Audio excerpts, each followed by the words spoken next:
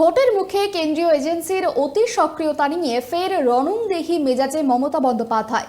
I-PAC director Vinesh চান্ডেলের গ্রেপ্তারি নিয়ে এবার সরাসরি বিজেপিকে তোপ দাগলেন তৃণমূল নেত্রী।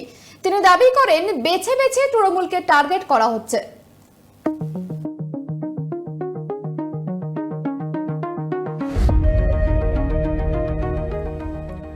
মঙ্গলবার পশ্চিম মেদিনীপুরের পিংলাই কাজডিহা স্ট্যাক ইয়ার্ড মাঠে সভা করেন তৃণমূল নেত্রী মমতা বন্দ্যোপাধ্যায়।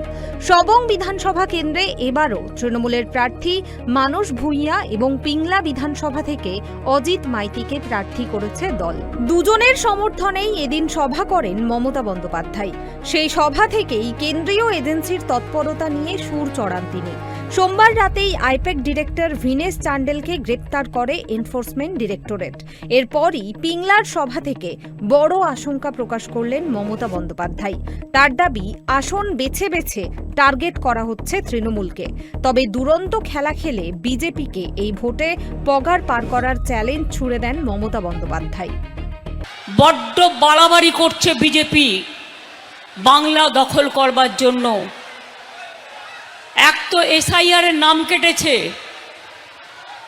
লক্ষ লক্ষ মানুষের, তারপর সবাইকে লাইনে দাঁড় করিয়েছে।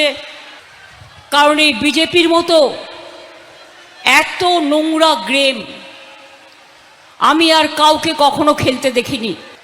ইনস্ট্রাকশন পাঠানো হয়েছে তৃণমূল কংগ্রেসের বুথ এজেন্টদের আগে থেকে গ্রেপ্তার করে নাও। কেন? তারা যাতে বুথ কেন্দ্রে বসতে না পারে।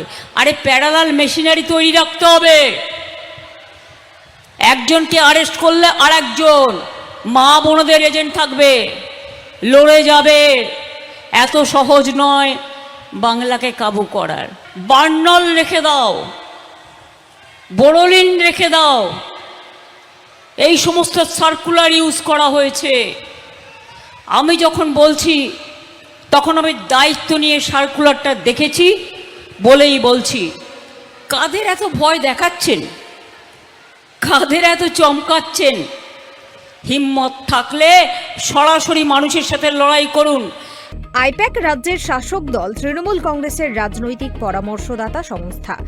বিধানসভা ভোটের দিন দশেক আগে তাই সংস্থার ডিরেক্টরের এই গ্রেপ্তারি খবরে ষড়যন্ত্র দেখছে শাসক শিবির। যদিও ষড়যন্ত্রের জবাব বাংলার মানুষ ব্যালটেই দেবে বলে আত্মবিশ্বাসী নেত্রী।